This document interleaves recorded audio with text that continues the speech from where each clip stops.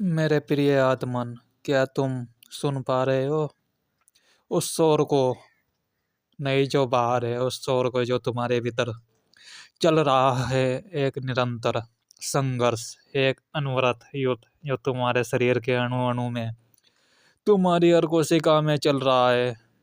तुम मृत्यु से डरते हो और यह डर कारण नहीं है। आज पूरी मनुष्यता एक ऐसे साए के नीचे जी रही है जिसका नाम लेते हुए भी तुम्हारी रूह कांप जाती है। कैंसर। तुम अस्पतालों की तरफ भाग रहे हो। तुम अपने इस शरीर को रसायनों से, जिसे तुम कीमोथेरेपी कहते हो, जला रहे हो।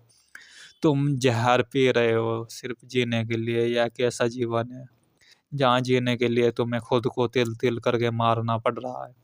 लेकिन मैं तुमसे कहता हूँ, तुम गलती कर रहे हो, बहुत बड़ी गलती। तुमने अपने शरीर को एक मशीन समझ लिया है, एक जड़ मशीन।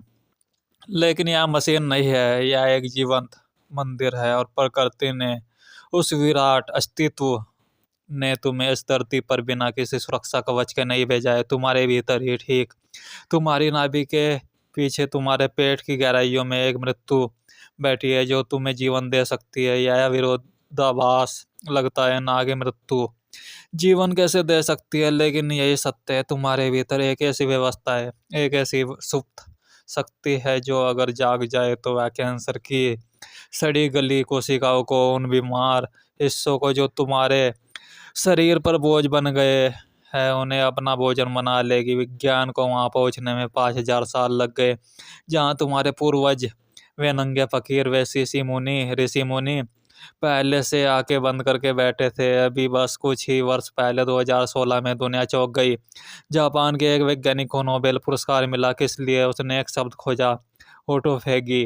पश्चिम के लिए यह नया शब्द है। वे तालियां बजा रहे हैं, लेकिन पूरब का आदमी हंस रहा है, क्योंकि जिसे वे आज ऑटोफेगी क्या रहे हैं, उसे हजारों सालों से इस देश की मिट्टी ने, यहाँ के ऋषियों ने एकादशी कहा है, लंघन कहा है, उपवास कहा है। आज मैं तुम्हें उसी उपवास का, उसी लंघन का विज्ञान समझाऊंगा। धर्म नहीं, मैं तुम्हें पूजा पाठ सिखाने नहीं आया हूँ, मैं तुम्हें शुद्ध विज्ञान समझाने आया हूँ।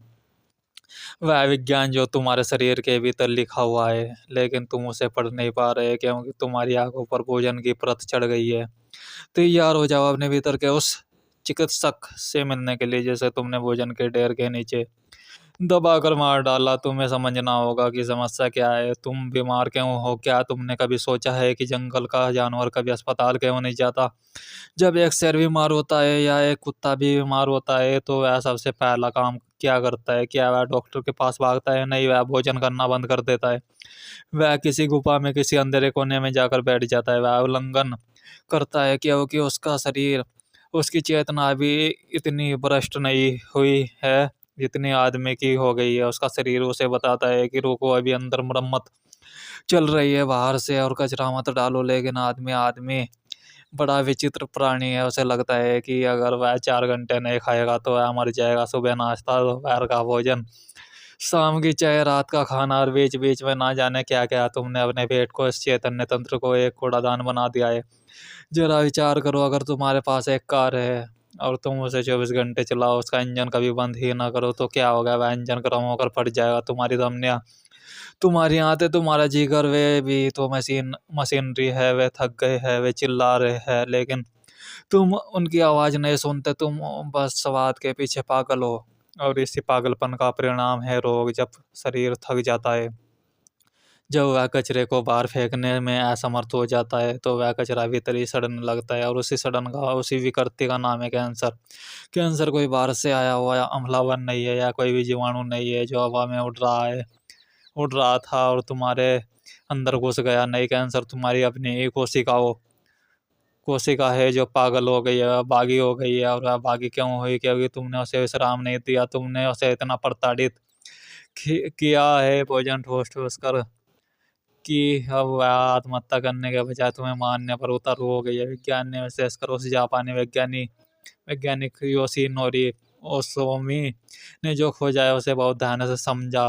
यह तुम्हारी जिंदगी बदल सकता है। उन्होंने देखा, जब शरीर को वो भोजन नहीं मिलता, जब तुम 12 घंटे, 14 घंटे या 16 घंटे तक अपने पेट में कुछ नहीं डालते, तो शरीर के भीतर एक चमत्कार घटना शुरू होता है जब बाहर से ऊर्जा आनी बंद हो जाती है तो शरीर को भूख लगती है या वो क्या है या शरीर की मांग है, लेकिन जब तुम उसे भोजन नहीं देते तो शरीर क्या करेगा? क्या वह मर जाएगा? नहीं, शरीर बहुत बुद्धिमान है, अस्तित्व ने इसे अरबों वर्षों में विकसित किया है। जब बाहर से ग्लूकोज नहीं मिलता तो शरीर अपने ही जेब टटोलना शुरू करता है। शरीर देखता है कि भीतर क्या पड़ा है जिसका उपयोग किया जा सके, और उसे क्या मिलता है? तुम्हारे भीतर जमा हुआ पुराना कचरा, टूटी फूटी कोशिकाएं, प्रोटॉन्स जो अब काम के नहीं रहे, वे सेल्स से जो बूढ़े हो चुके हैं लेकिन जगह घेर कर बैठे हैं। और ध्यान देना, वे कोशिकाएं जो कैंसर में बदल सकती है या बदल चुकी है। भूख से तड़पता हुआ शरीर इन बेकार चीजों को, इस कचरे को खाना शुरू कर देता है। इसी प्रक्रिया को जीवन विज्ञान ने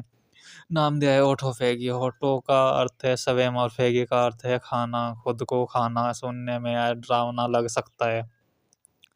तुम सोचोगे क्या मेरा शरीर मुझे ही खा जाएगा? नहीं, शरीर तुम्हें नहीं खा रहा, शरीर तुम्हारे भीतर के रोग को खा रहा है। या ऐसा ही है जैसे तुम्हारे घर में पुराना कबाड़ पड़ा हुआ है और तुम सर्दी में उसे जलाकर ताप रहे हो। कबाड़ भी गया और घर भी गर्म हो गया। जब तुम उपवास करते हो तो तुम्हारा शरीर एक भट्टी बन जाता है। उस भट्टी में तुम्हारे रोग जलते हैं। वह कमजोर कोशिकाओं को तोड़कर उनसे नया प्रोटीन बनाता है। इसे कहते हैं सेलुलर रिसाइकलिंग, पूर्ण चक्रण।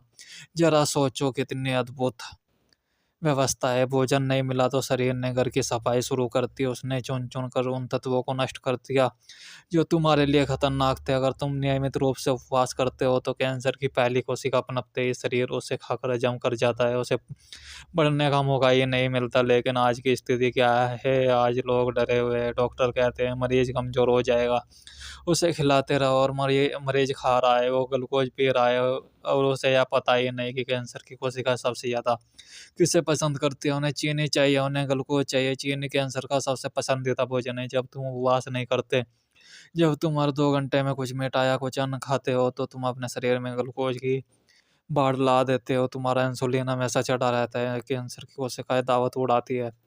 वे कहती है और लाओ और खाओ। तुम जितना खाते हो तुम्हारा कैंसर उतना ही मजबूत होता है। या तुम अपने ही दुश्मन को गोला बारूद सप्लाई कर रहे हो। या एक चक्रव्यूह है, एक ऐसा जाल जिसमें आधुनिक मनुष्य बुरी तरह फंस चुका है। तुम्हें लगता है भूख लग रही है, लेकिन वह भूख नहीं है, वह तुम्हारे रक्त में नाचती हुई शर्करा की मांग है। यह एक नशा है। जैसे शराबी को शराब चाहिए, वैसे ही तुम्हारे शरीर को कार्बोहाइड्रेट चाहिए। और जब तक तुम इस नशे को नहीं तोड़ोगे तब तक तुम उस ऑटोफैगी की प्रक्रिया को, उस दिव्य सफाई अभियान को शुरू नहीं कर पाओगे। तुम्हारे भीतर का वह पैकमैन, वह सफाई करने वाला योद्धा सो रहा है। वह बेहोश पड़ा है क्योंकि तुमने उसे कभी जगाने का मौका ही नहीं दिया। जैसे ही वह जागने की कोशिश करता है, तुम ऊपर से समोसा, कचौड़ी या बिस्कुट डाल देते हो। वह फिर से सो जाता है। वह सोचता है मालिक को सफाई नहीं चाहिए, मालिक को कचरा जमा करना है। और यह कचरा जमता जाता है साल दर साल। धमनियों में ग्लूकोज के रूप में, गुर्दों में पथरी के रूप में, और अंततः किसी अंग में ट्यूमर के रूप में। फिर तुम रोते हो, फिर तुम मंदिर जाते हो, तुम प्रार्थना करते हो, लेकिन तुम उस बुनियादी नियम को नहीं समझते जो प्रकृति ने बनाया है। उल्लंघनम परम औषधम। आयुर्वेद ने हजारों साल पहले घोषणा कर दी थी कि लंघनम यानी उपवास ही परम औषधि। लेकिन तुमने उस ज्ञान को तकिया नोसी क्या कर ठुकरा दिया। तुमने कहा यह तो पुराने जमाने की बात है। अब जब वही बात नोबेल पुरस्कार का ठप्पा लगा कर आती है तो तुम झुक जाते हो। यही मनुष्य के अहंकार की विडंबना है। उसे सत्य नहीं चाहिए, उसे सत्य पर लगी हुई मोहर चाहिए। लेकिन समझो गहराई में उतरो, केवल खाना बंद कर देने से बात नहीं बनेगी। यह कोई आंतरिक प्रक्रिया नहीं है कि बस खाना छोड़ दो और काम हो जाएगा।